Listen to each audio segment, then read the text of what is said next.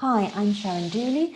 I'm going to take you through some exercises that help to strengthen the muscles through your back, and also this will also work into your hamstrings as well, which will help when you're running to keep that posture maintained and to help you hopefully run a little bit smoother. So if you have a resistance band, that would be great, because one of the exercises I'm going to use is in replacement of not being able to go to a gym, is a resistance band. And then also if you have an exercise ball, so the big round balls, that would be great. You don't need one, you can do some work without. So first exercise is lying on your front. Feet point back behind you, press down through your hips. So you're keeping your hips engaged with the floor the whole way through. Gently tilt the tip of your chin in towards your chest, so you're keeping length through the back of your body throughout this. It should work this area here, so it's going to work through the muscles that help to keep your spine erect and bringing you up, but you shouldn't feel any pinching through this area here. I tend to inhale as I lift up and exhale as I lower, but just be aware that you are breathing as you're doing this.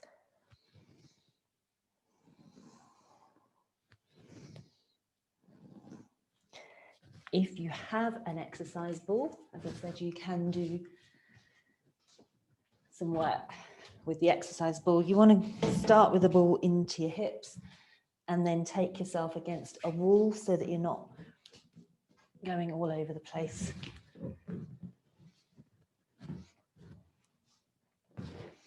So pressing into the wall, lift and lower.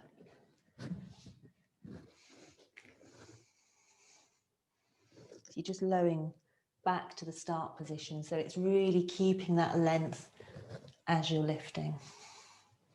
And just take your hands either down by your side or up by your head. And then progression from that one is lifting your legs at the same time as you lift up your back. But really, really press down. So really have a sense that your hips, bones of your hips are engaged with the floor. You can feel the floor. And everything's about length. You shouldn't be experiencing any pain.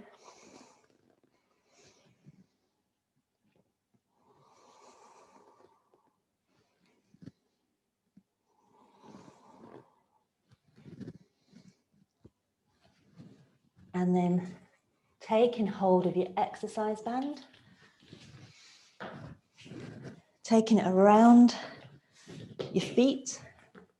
And with this one, I want you to think of it's about using the muscles through your shoulder blades to help to stabilize. So before you start, have a sense of engaging those muscles, which is a good thing for anything like pull-ups and bench press. I used to do a lot of horse riding, and if the horse yanks and you didn't have these muscles stabilized, before you know it, you're doing this and you could be over the top of the horse's head. So that was a good way of learning it, but there's less painful ways of learning. So engaging through your feet, so you're just stabilizing the band there. As I said, think of engaging those muscles, so that will look like that to start with. And then you bring your elbows back, and then you keep those muscles engaged, and releasing your arms forward.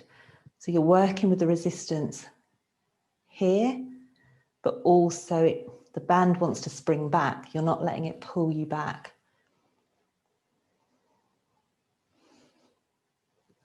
So what you don't want it to look like is that.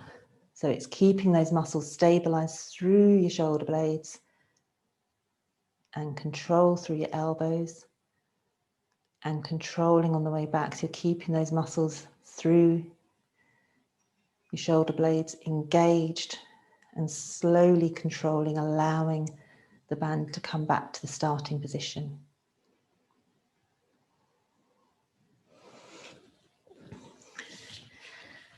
And then one that can work, the lats, which is quite a big muscle that helps to bring your arm down.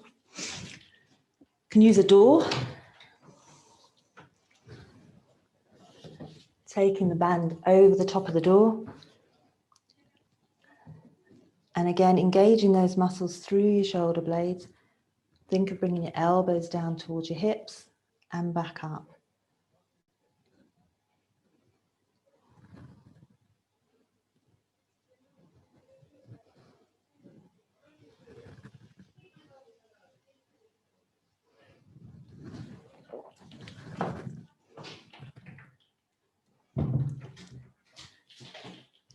And the last one, just kneeling. Point your toes back behind you. So this will also give you a bit of a stretch along the muscles on the fronts of your legs. And you're just gently controlling back. So keeping that nice straight line through your shoulders and hips. You're going to angle, but your back, you're keeping length through the back of your body. Keep your gaze down. So you're not doing that with your head. You're keeping your gaze down towards your knees. And then you're going to slowly bring your body back to the beginning. So you're controlling, moving away from your legs.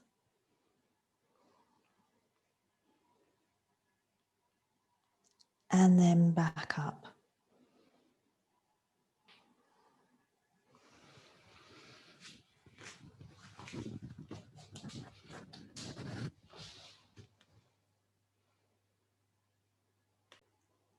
So look to do maybe 3 sets of 10 to begin with, and then you can build up to 15 repetitions and 20 repetitions. Just working through, it's all about really thinking about keeping length. If you feel you're really struggling to maintain any of the postures, or you feel like everything's been pulled around too much, just stop there. That might only be 5 reps to begin with. But what you'll find over time, as you're working those muscles, you're using and building neural connections to work those muscles, you'll get a better response. You'll start to find that maintaining or holding or making a shape that you want to make becomes easier. It's not something you're going to gain overnight. It's something that takes time to build and consistency. So it's something to look at doing once or twice a week for a period of weeks before you'll really start to feel some benefits. You're not going to do it one day and think, oh, wow. You might find the next day with the muscles that you've been working, you feel some muscle soreness, which is normal. That should pass in a day or so, but you're not necessarily from one day to the next, having never done them, suddenly think, oh, wow, I'm really strong. If anything, you'll feel a bit tender and a bit weak. But it is about just being consistent and doing things away from your running that help to build strength in the muscles that you're using when you run, will help you to get more out of your running, hopefully to reduce your injuries and just get more enjoyment. So enjoy.